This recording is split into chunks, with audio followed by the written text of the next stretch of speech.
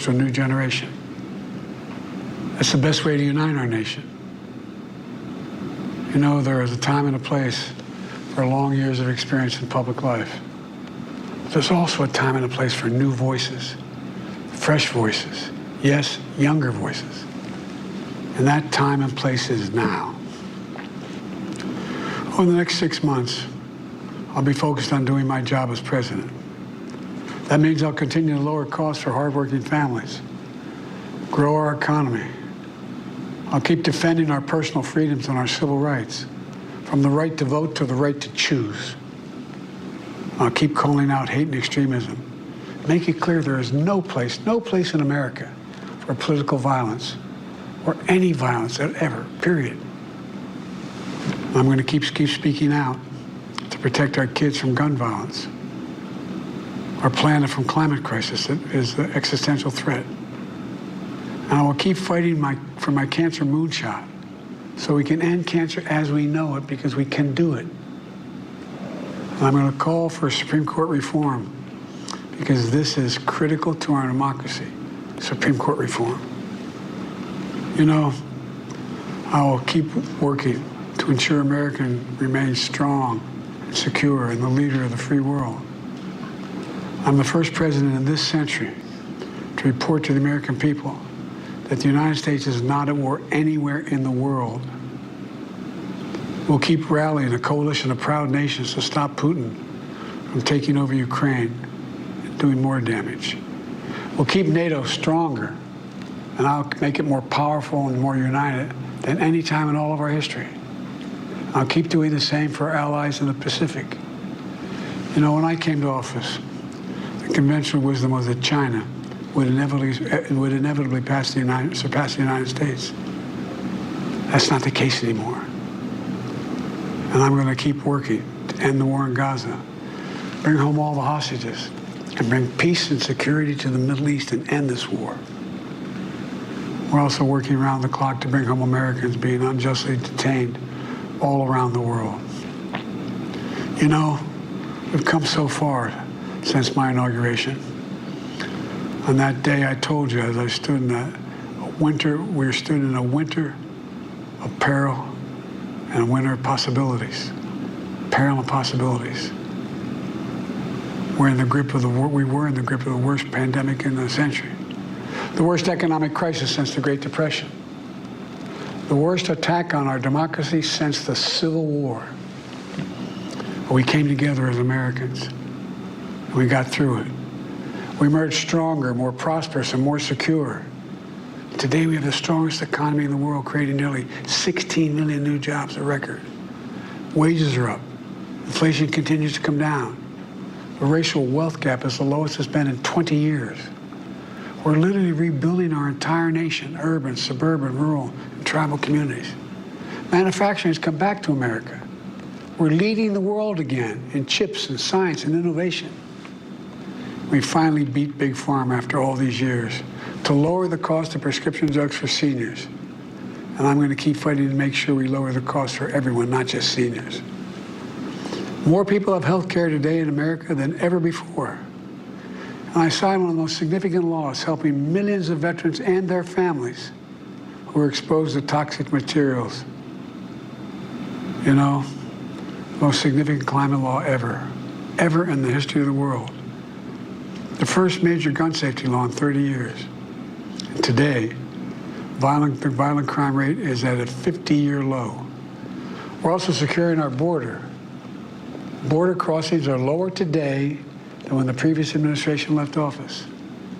I've kept my commitment to appoint the first black woman to the Supreme Court of the United States of America. I also kept my commitment to have an administration that looks like America and be a president for all Americans. That's what I've done. I ran for president 4 years ago because I believed and still do that the soul of America was at stake. The very nature of who we are was at stake. And that's still the case. America's an idea stronger than any army, bigger than any ocean, more powerful than any dictator or tyrant. It's the most powerful idea in the history of the world. That idea is that we hold these truths to be self-evident. We're all created equal, endowed by our Creator with certain inalienable rights: life, liberty, pursuit of happiness. We've never fully lived up to it, to this sacred idea, but we've never walked away from it either. And I do not believe the American people will walk away from it now. In just a few months, the American people will choose the course of America's future. I made my choice. I've made my views known. I would like to thank our great Vice President Kamala Harris. She's experienced, she's tough, she's capable. She's been an incredible partner to me and a leader for our country. Now the choice is up to you, the American people. When you make that choice, remember the words of Benjamin Franklin that's hanging on my wall here in the Oval Office, alongside the busts of Dr. King and Rosa Parks and Cesar Chavez. When Ben Franklin was asked, as he emerged from the convention going on, whether the founders had given America a monarchy or republic, Franklin's response was, a republic, if you can keep it. A republic, if you can keep it. Whether we keep our republic is now in your hands. My fellow Americans, it's been the privilege of my life to serve this nation for over 50 years. Nowhere else on earth could a kid with a stutter, from modest beginnings in Scranton, Pennsylvania, and Claymont, Delaware, one day sit behind the resolute desk in the Oval Office as President of the United States. But here I am. That's what's so special about America. We're a nation of promise and possibilities, of dreamers and doers, of ordinary Americans doing extraordinary things. I've given my heart and my soul to our nation, like so many others. I've been blessed a million times in return with the love and support of the American people. I hope you have some idea how grateful I am to all of you. The great thing about America is here, kings and dictators do not rule, the people do. History is in your hands. The power is in your hands. The idea of America lies in your hands. We just have to keep faith, keep the faith, and remember who we are. We're the United States of America, and there's simply nothing beyond our capacity when we do it together. So let's act together, preserve our democracy. God bless you all, and may God protect our troops. Thank you. The 46th President of the United States speaking from the Oval Office and framing this in the starkest imaginable terms, saying it is democracy on the line. He said, I revere this office, but I love my country more.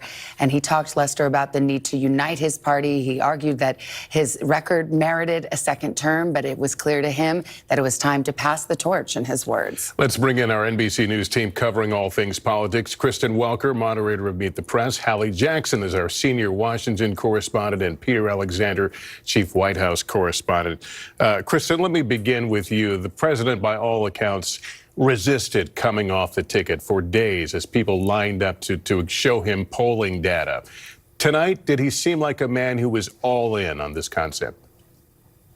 He did, Lester, and just taking a step back, this was a speech for the history books, just as when LBJ announced he wasn't going to run for re-election in 1968, and we have seen those clips played and replayed throughout time. This is the type of speech that will be replayed for decades to come. Lester, you're absolutely right. It is clear that President Biden wanted to convey that he had come to terms with the reality of the situation. And I'll just read that soundbite, Savannah, that you referenced, because it was a powerful one. He says, I believe my record as president, my leadership in the world, my vision for America's future all merit a second term, but nothing can come in the way of saving our democracy. That includes personal ambition. So I've decided the best way forward is to pass the torch to a new generation. Stunning to hear him talk about personal ambition and to acknowledge that he clearly wrestled with this decision.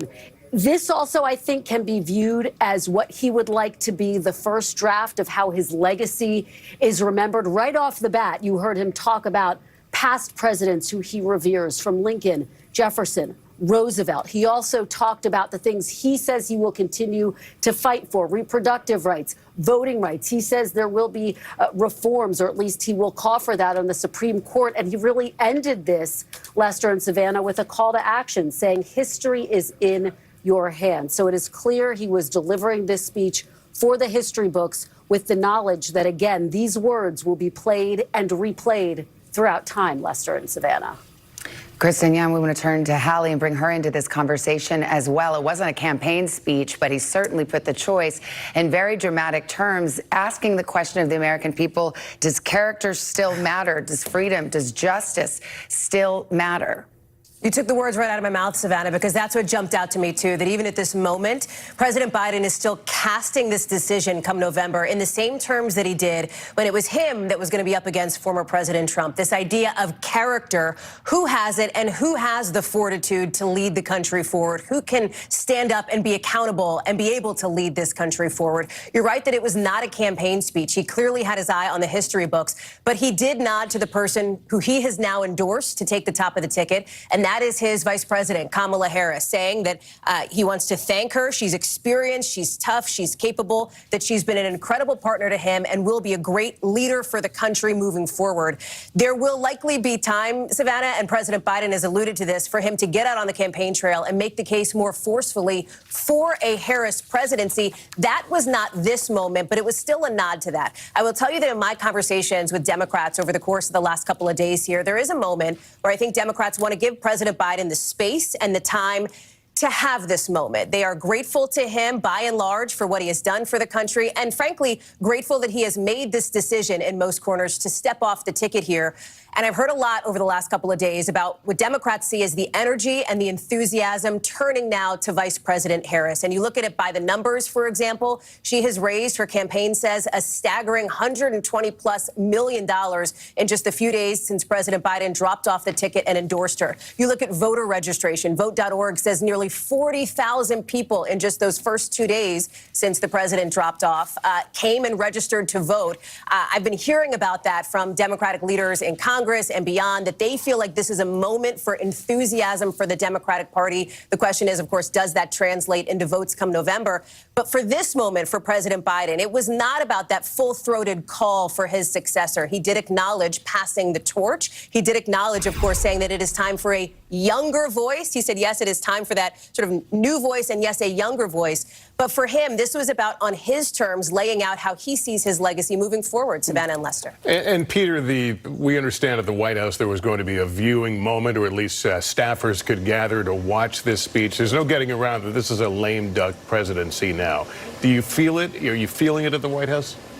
Well, Karine Jean-Pierre, the press secretary today, disputed that it's a lame duck presidency, but to be clear, it's going to be very difficult over the course of these next 6 months to get anything done in terms of legislative accomplishments, facing a recalcitrant Senate Republican group of Senate Republicans right now. I will tell you, pulling back the curtain a bit tonight, that I am told on the second floor of the White House residence, what's called the State Floor, that hundreds of White House staffers and members of the vice president's staff as well have gathered together tonight. They were watching on big screens with pizza brought in, the military band playing as well, described to me as a joyful gathering, but also a bittersweet one, where they were sharing hugs and memories. The first opportunity for many of these staffers to sort of see each other and gather together face to face since the president made this formal announcement. A couple things I'm struck by in this is this in many ways was a farewell speech for the president, but it's only the first of several to come. He will speak again on this issue more broadly with the DNC, the Democratic National Convention,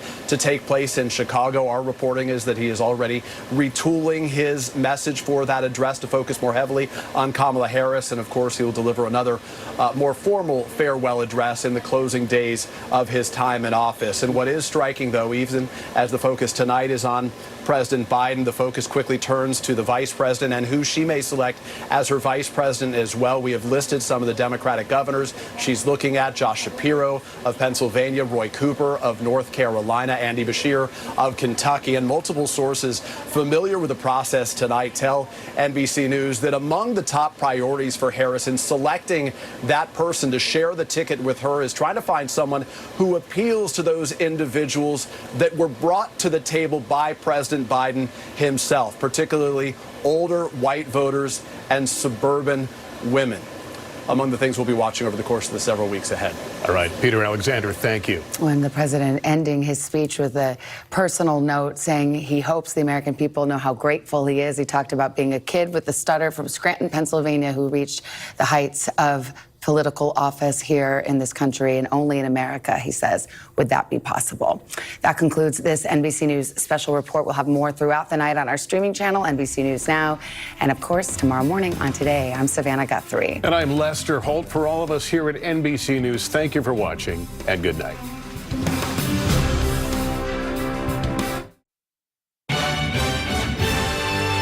KSL News at 6 starts now. Good evening. We just heard from the president just days after his announcement that he will no longer seek re-election. This is the president's first extensive remarks since the move and was the first time many Americans have seen him since testing positive for COVID last week. He's since backed his current vice president, Kamala Harris, calling on her to be the Democratic nominee as she prepares to face off against Republican nominee, former President Donald Trump.